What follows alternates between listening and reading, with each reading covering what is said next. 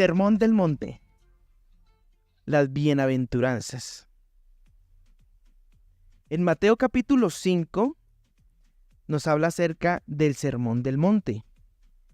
Y el Sermón del Monte fue un discurso que hizo Jesús muy famoso, también está en el libro de Lucas, donde habla acerca, primero que todo, de las bienaventuranzas y después de otra serie de tentaciones, en realidad son 6 tentaciones, y unas actividades que como hijos de Dios debemos hacer. En anteriores episodios hemos hablado acerca de los atributos de Dios, pero esos atributos los terminamos con la santidad de Dios. Y en la santidad Dios nos da un mandamiento que decía, sean santos como Dios es santo. Y bueno, ser santos es difícil, pero con la ayuda de Dios podemos cada día ser más parecidos a Jesús. Pero este capítulo 5 en el que habla el Sermón del Monte, el último versículo dice la Biblia, sean perfectos como Dios es perfecto. Y eso se vuelve un reto más profundo porque llegar a la perfección es ser como Jesús y eso es un reto grandísimo para cada uno de nosotros. Pero nuestra meta debe ser cada día ser más parecidos a Jesús y menos parecidos a nosotros mismos. Si logramos esto, el día que estemos en la eternidad gozando con Dios llegaremos a la perfección. Aquí en la tierra es imposible. Seguimos siendo pecadores. Pero cuando Jesús da este Sermón del Monte, entonces Él empieza a explicar, bueno, ¿cómo vamos a llegar a ser perfectos? ¿Cómo podemos llegar a ser como Dios quiere que seamos? Y entonces Él nos invita a vivir 8 bienaventuranzas, nos invita a resistir 6 tentaciones y a llevar a cabo 5 actividades del reino de Dios. Todo esto está en Mateo capítulo 5 y capítulo 6. Quiero contarles que tuve la oportunidad de estar hace unos años en Israel. Y estando en Israel hay un lugar donde se cree, por excavaciones arqueológicas, que ahí fue el lugar donde Jesús dio su discurso del Sermón del Monte. Y saben, hay cosas súper lindas ahí. En primer lugar, bueno, hay una catedral hermosa y alrededor están escritas como en piedras cada una de las bienaventuranzas que hoy vamos a revisar en este episodio. Pero también este lugar es como una especie de montaña muy cerca al mar de Galilea y esta montaña tiene una forma estructural o física. La forma de esta montaña es un poco curva y está en unas condiciones físicas perfectas para que una cantidad, no sé, unas 10,000 personas, si no recuerdo bien, puedan estar ahí y Jesús pronuncie su discurso y hasta la última persona pueda escucharlo perfectamente. Recuerden que en ese momento no teníamos la tecnología en el mundo que tenemos hoy y pues si Jesús iba a dar un discurso de miles de personas, ¿cómo escucharían su voz? Pero nos ponían a hacer un ejercicio, abajo de la montaña había una persona y arriba de la montaña había otra y uno podía hablar a este tono de voz, un tono amable, sin gritar, y se escuchaba perfectamente abajo lo que se decía. Es decir, las condiciones físicas perfectas para que cualquier persona escuchara ese sermón del que vamos a estar hablando en los siguientes episodios de esta temporada. Por lo tanto, fíjate que Dios está al tanto de los detalles aún en cada situación de la que estuvo Jesús. Y entonces, Mateo capítulo 5 habla de esas 8 bienaventuranzas y vamos a empezar por ellas. Voy a leerlas rápidamente y luego vamos a entrar en la explicación de cada una de ellas. Dice, en esta versión, dice Mateo 5:3, Dios bendice a los que son pobres en espíritu y se dan cuenta de la necesidad que tiene de Él, porque el reino del cielo les pertenece. La otra dice, Dios bendice a los que lloran porque serán consolados. Bueno, de pronto tú lo has escuchado en una versión que dice, bienaventurados los que lloran, en vez de decir Dios bendice, pero significa lo mismo. Siguiente, Dios bendice a los que son humildes porque heredarán toda la tierra. Siguiente, Dios bendice a los que tienen hambre y sed de justicia porque serán saciados. Dios bendice a los compasivos porque serán tratados con compasión. Dios bendice a los que tienen corazón puro porque ellos verán a Dios. Dios bendice a los que procuran la paz porque serán llamados hijos de Dios. Dios bendice a los que son perseguidos por hacer lo correcto porque el reino de Dios les pertenece. Dios los bendice a ustedes cuando la gente les hace burla y los persigue y miente acerca de ustedes y dice toda clase de cosas malas en su contra porque son mis seguidores. Alégrense, dice Jesús. Estén contentos porque la esperanza les espera una gran recompensa en el cielo. Y recuerden que a los antiguos profetas los persiguieron de la misma manera. Entonces ahí están las 8 bienaventuranzas. Bienaventurado significa doblemente feliz, significa Dios dichoso, o significa, como lo leíamos ahora, Dios bendice a esa persona por hacer aquello, ¿verdad? Por hacer aquello de lo que está hablando la bienaventuranza. Y entonces, digamos que cuando Jesús empieza el Sermón del Monte, lo que trata es decirle a la gente, ¿cómo quiero que sean? ¿Cómo quiero que cada uno de ustedes sean? ¿En qué piensen? ¿Qué hagan? ¿Y qué dejen de hacer para que puedan cumplir con aquello de sean perfectos como Dios es perfecto? Para que podamos cumplir con aquello de cómo me parezco más a Jesús. Y arranca Jesús de una vez con las bienaventuranzas. Y entonces dice, la primera, bienaventurados, o Dios bendice, o dichosos, los pobres en espíritu, porque de ellos es el reino de los cielos. Y entonces la primera pregunta es, bueno, ¿qué es ser pobre en espíritu? Hace poco leí un libro y este libro explicaba de una forma muy linda esta bienaventuranza. Y ponía un ejemplo. Decía, mira, comparemos a alguien que de pronto no tiene, es pobre, aquí en la tierra físicamente, y alguien que es rico y tiene mucho. Si esa persona que de pronto no tiene y de verdad no tiene, de pronto hasta inclusive vive en la calle, si tú le das las sobras de una comida que tienes, esa persona va a decir, muchas gracias. Haz el paralelo si le entregas esa sobra de una comida a una persona que tiene mucho dinero. ¿Qué va a decir esa persona? Respétame, ¿qué te pasa? Te podrá decir una grosería y te tratará mal. Te verá con desprecio por hacer eso. Ahora imagínate lo mismo, una persona que no tiene nada y tú tienes unos zapatos de pronto que regalar, aunque esos zapatos están un poco rotos, pero esa persona está descalza.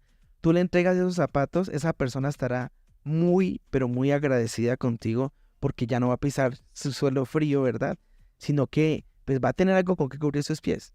Haz lo mismo con alguien que tiene todo el dinero del mundo y que puede tener hasta una zapatería en su closet, se va a sentir supremamente insultado.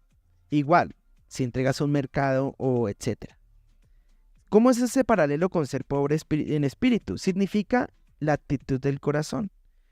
Es decir, imagínate que ese pobre es muy agradecido con aún sea lo poco que pueda recibir de alguien. Lo mismo pasa. Cuando nosotros somos pobres en espíritu, somos agradecidos con lo poco aún que Dios nos pueda dar. Pero de lo contrario seremos presumidos. Y cuando somos presumidos diríamos algo como, yo no necesito de Dios. No me interesa, estoy viviendo mi vida bien, no me hace falta. Eso sería alguien que no es pobre en espíritu. Pero Dios quiere que tengamos una actitud, ¿verdad?, de agradecimiento con Él por cada cosa que nos da. Y mira la recompensa que dice, porque ellos es el reino de los cielos. Y claro, por eso debemos ser agradecidos con Dios en cada cosa que nos ocurre y cada cosa que tenemos. Voy a la segunda porque son 8 y debo avanzar, ¿verdad? Segunda bienaventuranza, dichosos o bienaventurados, los que lloran porque ellos recibirán consolación. Y tu pregunta es, ay, pero a mí no me sale una lágrima, ¿qué voy a hacer? No se refiere a esto. Recuerden que en un episodio hablamos del mensaje de Dios y el mensaje de Dios es el arrepentimiento. Y aquí se refiere a eso. Los que lloran significa aquellos que lloran con un lloro de arrepentimiento, de dolor cuando le fallan a Dios. Y Dios nos recuerda hoy a través de esta palabra eso. Dios nos recuerda que debemos tener dolor y llorar si es posible, aceptando cuando hemos cometido un error. Y si es posible pedir perdón, hacer las cosas bien. Por eso el arrepentimiento se convierte en una actitud cotidiana, es decir, todos los días como fallamos, somos seres humanos que cometemos errores, todos los días le pedimos perdón a Dios, nos arrepentimos y entonces lloramos en su presencia. Por eso tú te das cuenta que cuando empiezas a buscar de Dios empiezas a llorar y dices, pero ¿por qué la gente llora, la gente que busca de Dios? No es que sea un rito, es que tu corazón se empieza a volver sensible a tratar de estar bien con Dios y entonces viene un lloro, pero no es hipócrita, sino que sale de tu corazón por aceptar, ¿verdad?, que cometes errores y que solamente el perdón de Dios puede alcanzarte. Entonces dice la promesa, ellos recibirán consolación, es decir, Dios nos dará el perdón. Tercero, bienaventurados los mansos, porque ellos recibirán la tierra por heredad. Y la mansedumbre tiene que ver con el carácter. ¿Sabes? Jesús fue la persona más humilde, más mansa que hubo aquí en la tierra. Y él siendo el Rey de Reyes y Señor de Señores, él vino a servir. Recuerda cuando le lavó los pies a sus discípulos. Recuerda que él les dijo a todos, el que quiera ser el primero tiene que ser el servidor de todos. Él nos enseñó a servir, el Rey de Reyes sirviendo a la humanidad. Eso es lo que significa que nosotros cada día nuestra actitud debe ser ser orgullo en nuestra actitud, muy humildes, muy parecidos a Jesús. Y mira la recompensa, ellos recibirán la tierra por heredad. La tierra por heredad se refiere, por supuesto, al cielo.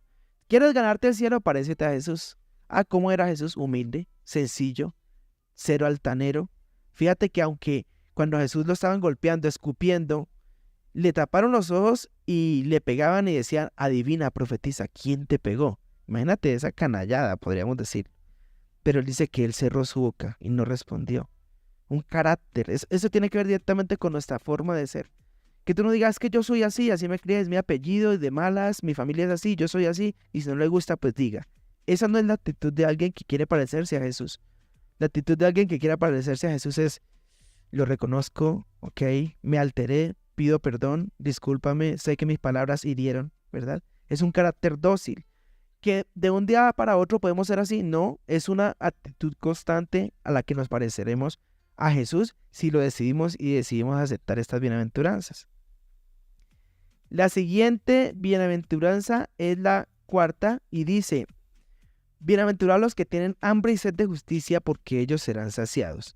¿Qué es tener hambre y sed de justicia? ¿Qué es tener hambre? Hambre es sentir la necesidad de algo y buscarlo para comer, si es una hambre natural. Si es un hambre natural. Pero, como aquí se refiere a hambre y sed de justicia, imagínate tener sed por Dios. Como el siervo clama por las corrientes de las aguas, así clama por ti, oh Dios, el alma mía. Eso es un salmo muy lindo que trata de decir, mira, cuando uno quiere de Dios, uno empieza a tener una necesidad y es comparada a esa hambre natural. Y entonces yo te digo, ¿tienes hambre y sed por Dios? Cuando uno tiene hambre, uno quiere empezar a indagar, a escudriñar, a buscar su palabra, escuchar un programa o buscar de alguna manera por redes, por internet, algo que me alimente de Dios porque necesito ser saciado de esa palabra, de esa justicia que solo Dios puede dar. Y cuando tú tienes esa hambre por Dios, serás saciado. Y saciado es eso, Dios te dará, Dios te revelará. Mira que la Biblia dice, clama a mí, yo te responderé y te enseñaré cosas grandes y ocultas que tú no conoces. Jeremías 33:3. Entonces, ¿quieres justicia de Dios? Por supuesto que Dios quiere esa intencionalidad en cada uno de nosotros. Y que en Él opere la justicia, porque eso también tiene que ver con tantas injusticias que hay aquí en la tierra y a veces uno quiere buscar la justicia por mano propia. Y Dios dice, no, déjamela a mí. Mía es la venganza, yo pagaré. El Señor a su debido tiempo dará la venganza a quien la merezca, pero eso no nos compete a nosotros. Siguiente porque se me acaba el tiempo.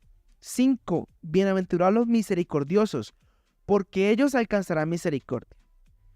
Misericordia, cuando estuvimos hablando en la temporada anterior de amor inagotable, hablamos de la palabra misericordia, que viene de dos palabras, su origen etimológico que es miseria y cordia, que es corazón. Es tener corazón con alguien que está en la miseria. Pero no se refiere necesariamente a la miseria económica, sino a la miseria del corazón. Es decir, en una dificultad o directamente con el perdón. La misericordia tiene que ver con el amor, tiene que ver con aprender a amar a los demás, con aprender a perdonar. Si tú amas y perdonas a los demás, te aseguro que Dios te perdonará. Eso dice la Biblia. Y sabes, es que ahí lo dice, bienaventurados los misericordiosos, porque ellos alcanzarán misericordia. ¿Recuerdan el Padre Nuestro que dice, y perdona, Señor, nuestras deudas, así como nosotros perdonamos a los que nos ofenden? Entonces, tiene que ver directamente. Si tú quieres que Dios te perdone, perdona. Recuerda que el perdón es para sanar el corazón de la persona ofendida. Cuando tú perdonas, así la persona no se lo merezca, tu corazón quedará libre. El perdón fue creado para que tu corazón fuera libre de la raíz de amargura y del temor y de la tristeza.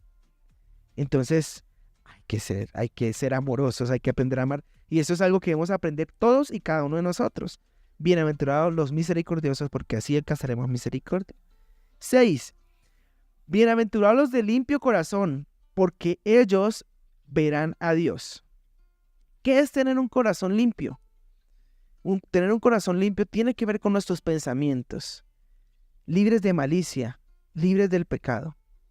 Hay unas partes en el Sermón del Monte que en un caso específico, Jesús refiriéndose al adulterio, él llega y dice, cuando usted mira a una mujer y tiene un pensamiento, un deseo sexual, aún en su mente, ya eso se considera adulterio para Dios. Es decir, Dios quiere proteger nuestros sentidos, Dios quiere proteger nuestros pensamientos. ¿Cómo protegemos nuestros sentidos y nuestros pensamientos para no pecar? Pues debemos saber cómo estamos alimentando nuestros sentidos, cómo estamos alimentando nuestros ojos, cómo alimentamos nuestros oídos, qué es lo que escuchamos, qué es lo que vemos, qué es lo que tocamos, digamos que todo el pecado, tanto las cosas buenas como las malas, llegan por nuestros sentidos. Y si yo logro controlar qué veo, qué escucho, voy a cada día más a purificar mi mente. Entonces, ¿cómo hago para tener un corazón limpio? Pues debo tener unos pensamientos limpios. ¿Cómo hago para tener un pensamiento limpio? Debo controlar qué entra por mis sentidos. Entonces, ahí cuando tú quieres agradar a Dios, tú empiezas a controlar qué escuchas, aún desde la música que escuchas. Tú empiezas a controlar qué ves, aún desde las series o cualquier cosa que sea lo que tú quieres ver, inclusive la pornografía y todo ese tipo de temas. Si tú quieres ser puro delante de Dios, pues debes controlar tus sentidos, y eso es importante. Y mira lo lindo que dice que bienaventurados los de limpio corazón, porque ellos verán a Dios. Es decir, si cuido mis ojos físicos, Dios me permitirá ver con mis ojos espirituales a Dios. 7. Bienaventurados los pacificadores, porque ellos serán llamados hijos de Dios. Esto tiene que ver con tener paz en nuestro corazón, buscar la paz con Dios y buscar la paz con mi prójimo. Eso tiene que ver con estar en paz, en tranquilidad. La Biblia dice que solo Jesús da una paz que sobrepasa todo entendimiento. Y eso viene a nosotros cuando somos llamados o cuando buscamos a Dios y nos convertimos en sus hijos. Y por último, bienaventurados los que padecen persecución por causa de la justicia, porque ellos es el reino de los cielos. Y sí, anteriormente habíamos dicho que Jesús decía que si lo negábamos aquí en la tierra, Él nos negará en el cielo. Pero si no lo negamos acá en la tierra, Él no nos negará delante de su Padre el día en que haya un juicio y cada uno demos cuenta a Dios de las cosas que hemos hecho. Entonces, bueno, hay 8 bienaventuranzas que son comportamientos, son actitudes de nuestro corazón, y lo que Dios realmente quiere es que tengamos dentro de nosotros una práctica de esas bienaventuranzas para que cada día seamos parecidos a Él. La pregunta es, ¿quieres ser más parecido a Jesús mañana?